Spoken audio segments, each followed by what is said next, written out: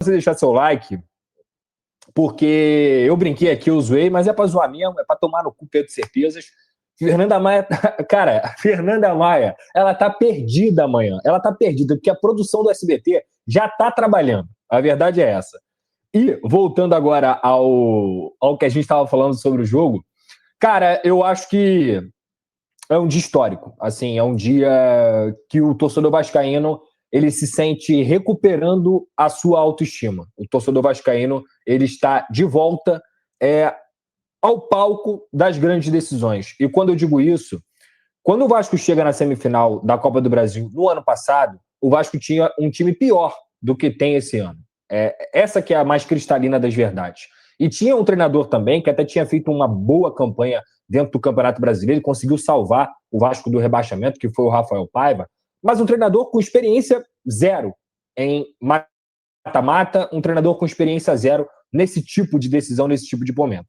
Já o Fernando Diniz, ele é um cara que chega com a casca de já ter sido campeão da Libertadores, e para ser muito honesto, cara, eu acho que o Vasco só conseguiu passar do Botafogo nessas eliminatórias porque o Vasco competiu além do normal, porque o Vasco se entregou além do normal, porque o Vasco fez um jogo não só em São Januário, mas também no Newton Santos, de competição. Porque, no final das contas, gente, a gente está muito feliz pela classificação e ela fica ainda maior porque o Vasco eliminou um rival direto, um rival que tudo bem, né? Historicamente é freguês do Vasco, mas recentemente não tem como discutir. O Botafogo é o atual campeão brasileiro, o Botafogo é o atual campeão da Libertadores. Cara, eu conversava com vascaínos, as pessoas, elas simplesmente não tinham a confiança de que o Vasco podia passar. Tava até conversando num churrasco e eu falava, Pedrosa, qual é a chance do Vasco passar do Botafogo? E eu falei assim, cara, vou ser sincero contigo, antes do primeiro jogo, do segundo jogo, a chance é 5. É uma chance de 5, de 0 a 10, o Vasco tem chance de 5. Por quê? Porque o clássico equilibra. Porque o clássico, ele dá uma capacidade para qualquer tipo de jogo que faz o jogo ser equilibrado. E o Vasco, quando ele sai do primeiro jogo em São Januário, a sensação que passa dá para classificar, é possível, o Vasco tem condições de classificar no Newton Santos, e foi isso que eu falei aqui, exatamente, na live que a gente fez na partida de ida do jogo de São Januário. E foi uma partida que, inclusive, eu acho que foi muito bem equilibrada, mas o Vasco poderia ter saído vencedor. O Vasco poderia ter vencido o Botafogo em São Januário. O Vasco teve muitas oportunidades para isso, principalmente naqueles 10, 15 minutos do segundo tempo, que o John defendeu, que teve bola na trave, que teve o próprio lance do pênalti. O Vasco ele jogou o suficiente em São Januário para conseguir vencer o Botafogo. E foi um Botafogo que jogou abaixo do que pode, na minha opinião, não só no jogo de São Januário, mas também no Newton Santos. Só que já não é mais jogar abaixo. Eu acho que esse é o Botafogo que vem se desenhando desde do momento que ele foi eliminado na Libertadores, e é um Botafogo que se perdeu durante a temporada, mas que em nada disso apaga o mérito do Vasco da Gama. O Vasco eliminou uma equipe que tem um investimento quase 10 vezes maior do que o do Vasco. O Botafogo gastou mais de 500 milhões de reais na janela de transferências. Esse é o tamanho do feito. É isso que a gente está falando. É um Vasco que, diante de todos os prognósticos negativos, que nem mesmo muitos vascaínos não acreditavam, conseguiu eliminar o Botafogo.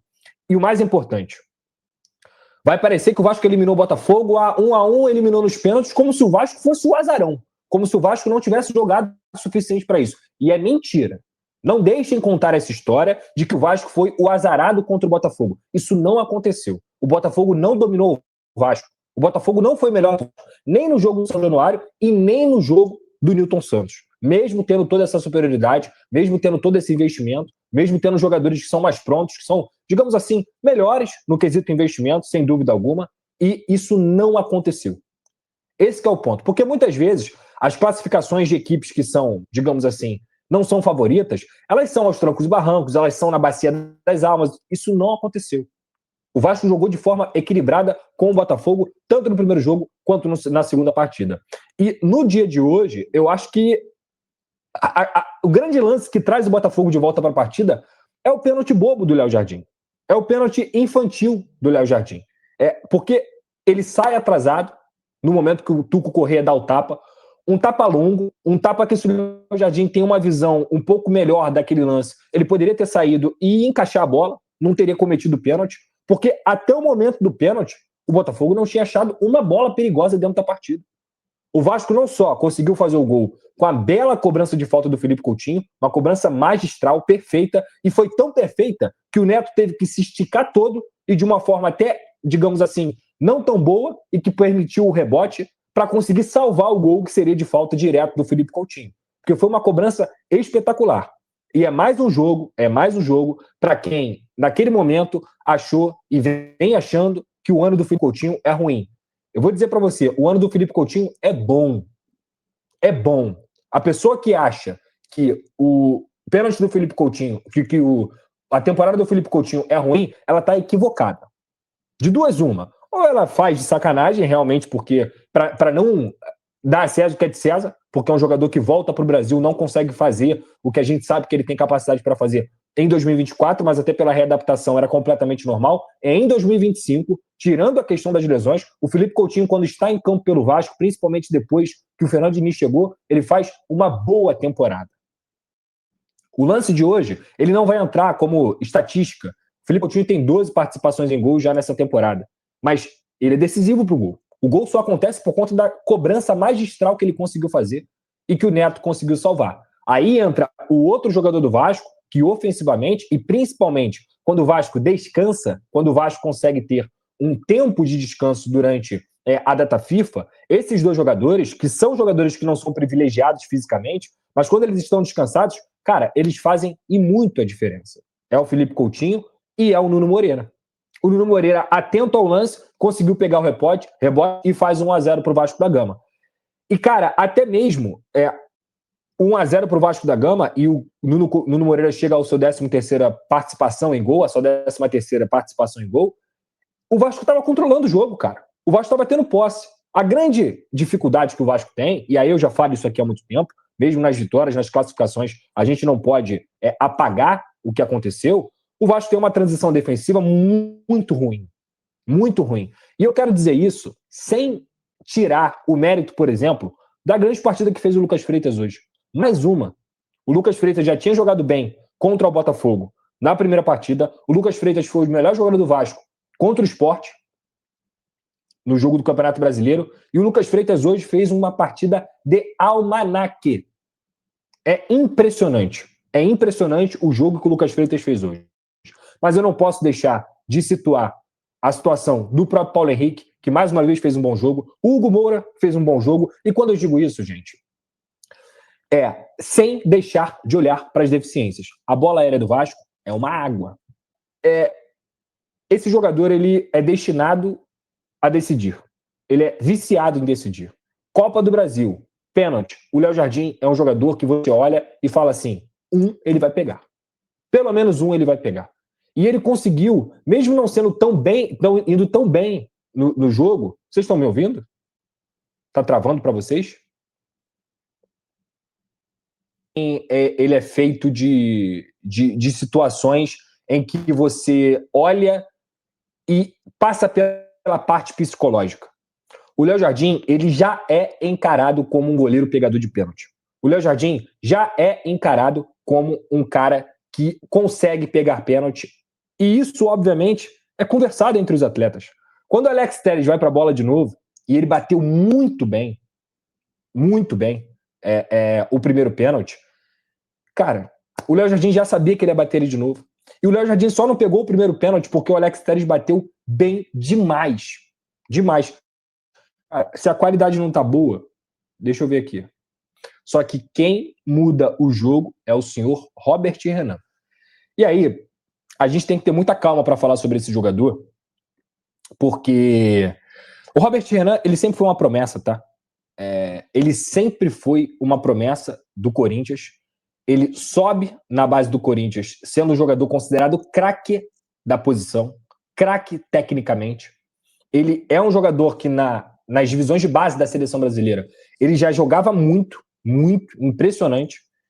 E ele vai para o Zenit, que compra o Robert Renan, depois ele volta para o Inter, e o grande lance que marca a carreira do Robert Renan é justamente o momento que ele cava, né, no jogo contra o Juventude, e que ele elimina o Inter naquela competição, se eu não me engano, foi o Gauchão.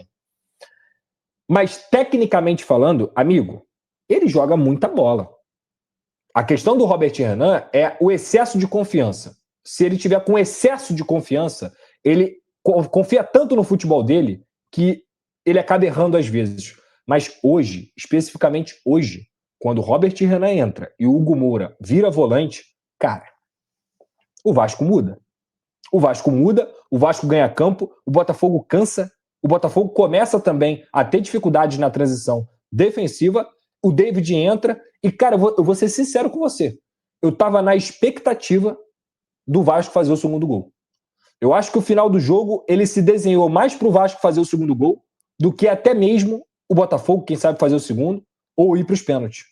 O Robert Renan, ele é um cara que fez lançamento, driblou na defesa, quebrou linha, mostrou intensidade, uma coisa de um jogador que há 2 meses, há 3 meses, já está sem jogar. Se eu não me engano, a última partida dele tinha sido em maio. Ele tinha sido em maio. E ele entrou muito bem. Muito bem. Para mim, ele foi o cara que conseguiu trazer o Vasco novamente para o jogo. E aí, depois daquilo ali, cara, a gente tem que entender que é uma questão realmente de competir. O Vasco competiu com o Botafogo. E é isso que traz toda a alegria do torcedor vascaíno. Vai para os pênaltis, Léo Jardim faz a defesa logo no início, consegue conter o Alex Telles, o que dá um conforto maior para a batida dos pênaltis do Verratti, do Puma, do Ryan, do França e, para finalizar, do próprio Robert Renan. Eu fiquei com medo, tá? Quando ele foi o quinto batedor e ele foi para a bola e o Vasco ganhando, ou seja, se ele perdesse, a disputa não ia acabar, eu fiquei com medo.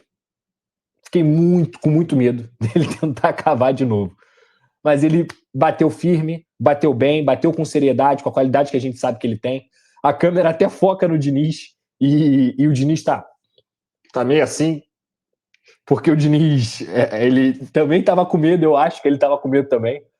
E eu fiquei nervoso praticamente o tempo inteiro, cara. A partir dos 20, eu fiquei nervoso no segundo tempo. Eu tava lá no Flow, ao vivo com a galera do Flow Esporte Clube, e quando ele foi pra bola, eu falei, puta que pariu, não é possível, a gente não merece isso não, irmão. A gente não merece isso.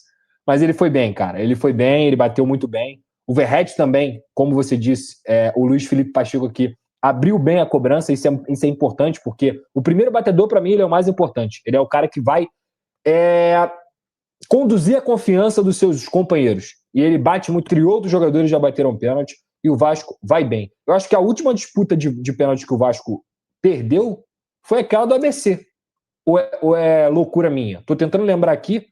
Foi aquela cobrança do ABC, que o Pedro Raul isola a bola. Depois daquilo ali, o Vasco conseguiu ir muito bem em todas que tentou. Até o Lloyd já bateu. O João Vitor Lira lembra aqui. E foi isso. Eu acho que a última cobrança de pênalti que o Vasco perdeu foi contra o ABC. Isso mostra a força dessa equipe. Isso mostra como é importante dentro de uma Copa do Brasil, em que naturalmente vão acontecer decisões por pênalti. Sem dúvida alguma, eu acho que é um dia feliz, cara. E aí eu vou falar agora como vascaíno, não só como analista, como jornalista, que é o que eu fiz agora. Eu iniciei como vascaíno, andando certeza de tomar no cu, com toda razão. Passei pela parte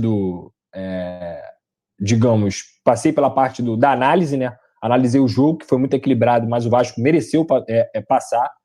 Analisei a questão dos próprios pênaltis. E agora eu vou falar com o meu coração de torcedor, cara. Torcedor mesmo, assim. Eu tô feliz pra cacete, cara.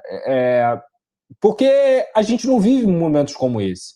E diferentemente do ano passado, que o Vasco tinha um time pior, eu sabia das limitações do time do Vasco e eu olhava para aquilo ali e eu falava, porra, ser campeão é quase impossível. E tá aí, você viu nesse momento as palavras do Lucas Pedrosa. Ele aloprou geral, zoou ali o Pedro Certezas e o Vasco da Gama está classificado para a semifinal da Copa do Brasil. O Vasco eliminou o Botafogo no estádio Newton Santos. E, cara, eu tô ansioso para ver como é que vai ser o SBT Esporte Rio com a Fernandinha Maia, Pedrosa e o Venê Rapaz, o couro vai comer lá, hein, cara? Vai ser um negócio topzera demais e com certeza você irá acompanhar aqui no React do Futebol Oficial. Eu peço a você que deixe o like, é muito importante para o nosso canal. Acione o sininho de notificação para não perder nenhum conteúdo. Nossa meta é alcançar o mais rápido possível 60 mil, conto muito com a sua ajuda e também com a sua moral. Vou ficando por aqui, velho. Tamo junto. E é nóis! Fui!